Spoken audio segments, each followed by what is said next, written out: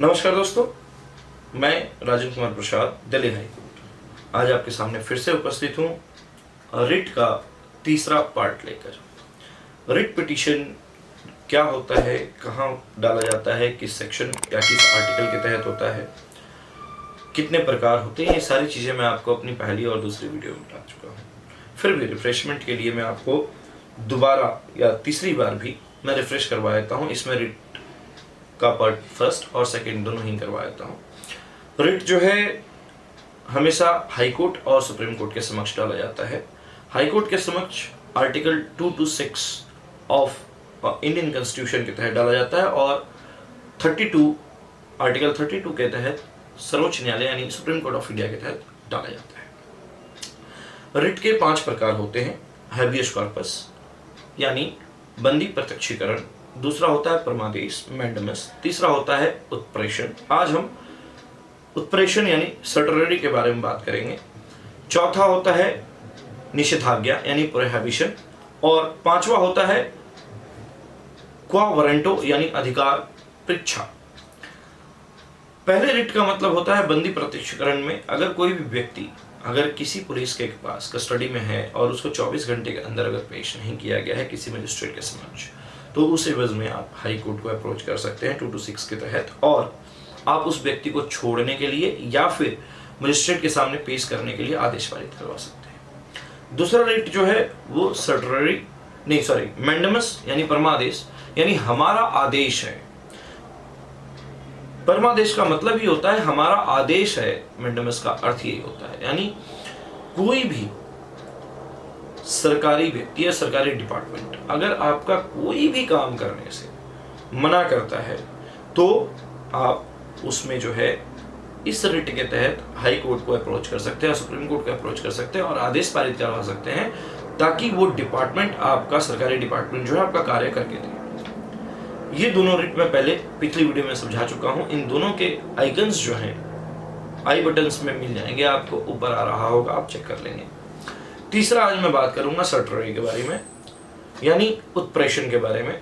ये कहता है सर्वोच्च न्यायालय अथवा उच्च न्यायालय द्वारा अधीनस्थ न्यायालय, ट्रिब्यूनल या अर्थ न्यायिक प्राधिकरण द्वारा दिए गए आदेश को रद्द करने के लिए उत्प्रेषण रिट को जारी किया जाता है।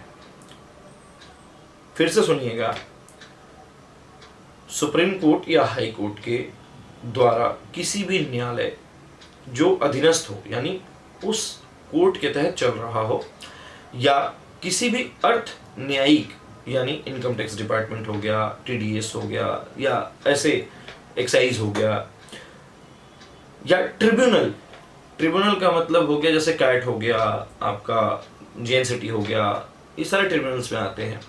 तो इनके तहत अगर कोई भी आदेश अगर जारी किया जा रहा है और वो गलत है, आपको लगता है कि वो गलत है और आपका रीज़न जेन्युइन है और समझ में आने लायक है और लगता है कि इस रीज़न को अगर नहीं रखा जाए तो ये जो आदेश है ये कई लोगों को हानि पहुंचा सकता है या क्षति पहुंचा सकता है या मुझे क्षति पहुंचा रहा है, तो उस एवज में आप हाई कोर्ट या सुप्रीम कोर्ट को अप्रोच कर सकते हैं आर्टिकल 32 या आर्टिकल 226 के तहत ऑफ इंडियन कॉन्स्टिट्यूशन के तहत आप अप्रोच कर सकते हैं और आदेश पारित करवा सकते हैं।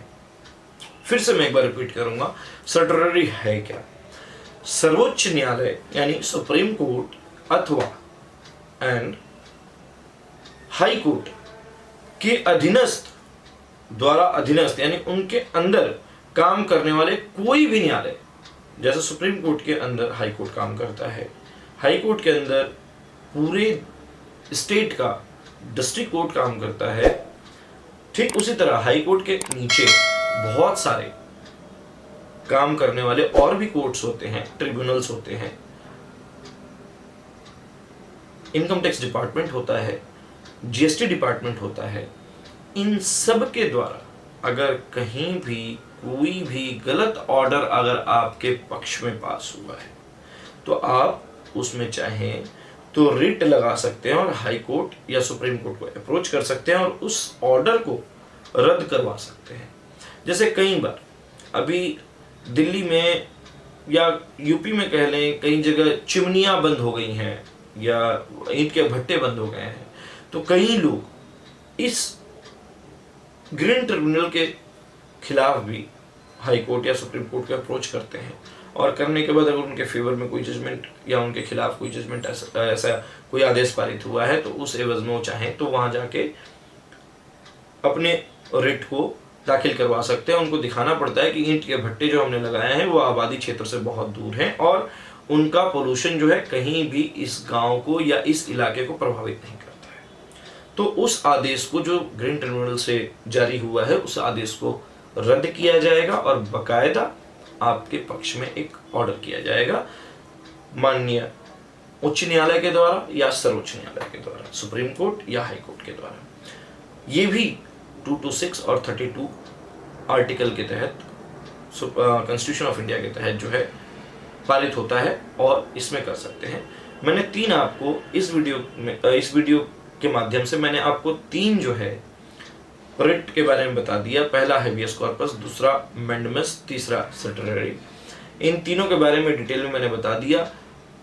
अगर हैबियस कॉर्पस के बारे में डिटेल में जानना चाहते हैं एग्जाम्पल के तौर पे, या फिर मैंडेमस के बारे में अगर जानना चाहते हैं एग्जाम्पल के तौर पे, एग्जाम्पल के तरीके से, तो आप मेरी पिछली वीडियो देख सकते हैं जो आई बटन में ऑलरेडी अवेलेबल है, या नीचे मैं लिंक दे दूंगा डिस्क्रिप्शन में, वो भी आप खोलकर वहां से देख सकते हैं। इसके आगे मैं वीडियो जो लेकर आऊंगा उसमें जो है प्रोहिबिशन के बारे में बताऊंगा, यानी निषेधाज्ञा के बारे में बताऊंगा, क्या क्या है, कैसे है और क्या उसमें हो सकता है, किस तरह का ऑर्डर ले सकते हैं, इसके बारे में हम बात करेंगे। साथ ही साथ कई लोगों ने मुझसे ये कहा कि हमें पिटीशन की कॉपी प्रोवाइड करवाएं। देखिए, पिटीशन की कॉपी लेना ठीक है, पिटीशन की कॉपी आप मुझसे ले लें, मुझे कोई आपत्ति नहीं, लेकिन कम से कम भाई उस पिटीशन में चेंजेस तो कर लें। आपके फैक्ट्स अलग होंगे, मेरे फैक्ट्स अलग होंगे। अब एक वकील साहब ने मुझसे मांगने के बाद मैंने उनको अपना पिटीशन भेज दिया, उन्होंने सिर्फ पार्टी नेम चेंज किया, फैक्ट वही डाल के मेरे को वापस भेजा कि वकील साहब जरा चेक कर लीजिएगा। फिर मैंने उनको डांटा कि भाई साहब क्या कर रहे हो, कम से कम एटलीस्ट फैक्ट्स तो चेंज कर लेते। मेरा फैक्ट्स कुछ और था, आपका फैक्ट्स कुछ और है, आप उन फैक्ट्स के आधार पर, मेरे फैक्ट्स के आधार पर अपने फैक्ट्स को कैसे मिला रहे हो। तो ये सारी चीज़ें ध्यान में रखने वाली चीज़ें हैं। अगर कोई भी व्यक्ति या कोई भी एडवोकेट या कोई भी आम व्यक्ति अगर वो मुझसे कोई भी रिट पिटीशन की कॉपी मेल पर मांगता है, तो प्लीज़ उसको चेंज कर लें, चेंज करके अपने फैक्ट्स के अनुसार, अपने पार्टीज के अनुसार उसमें अमेंड कर लें, अमेंड करके तब उसको आगे जो है फाइल करें। और मुझे दिखाने की जरूरत नहीं है, क्योंकि मेरे पास इतना समय नहीं हो पाता कि मैं हर लाइन को पढ़ सकूँ, हर पैरा को पढ़ सकूँ। आप अपने आप से चेक करें। You are a lawyer, now you have to understand about the cases of your cases rather than me। तो बेहतर यही है कि आप अपने केसेस को खुद से अमेंड करें, खुद से बनाएं, खुद से उसमें फैक्ट्स को डालें और खुद से आप फाइल करें, जिससे कि आपको पता चले कि क्या होता है और क्या नहीं होता है। ये पूरी वीडियो में जो है मैं फिर से एक बार रिक्वेस्ट करूंगा कि अगर किसी को भी अगर रिट पिटीशन की कॉपी चाहिए होगी, जो भी मैंने रिट अभी तक डाले हैं उनकी कॉपी अगर चाहिए होगी, तो मैं आपको भाई जो ईमेल है वो प्रोवाइड करवा सकता हूँ। साथ ही साथ इस वीडियो को समाप्त करने से पहले फिर से मैं एक बार आपसे रिक्वेस्ट करूंगा कि प्लीज़ अगर चैनल पर नए हैं तो चैनल को सब्सक्राइब जरूर कर लें, बेल आइकन को जरूर दबाएं, जिससे कि नोटिफिकेशन आप तक सही समय पर पहुंच सके।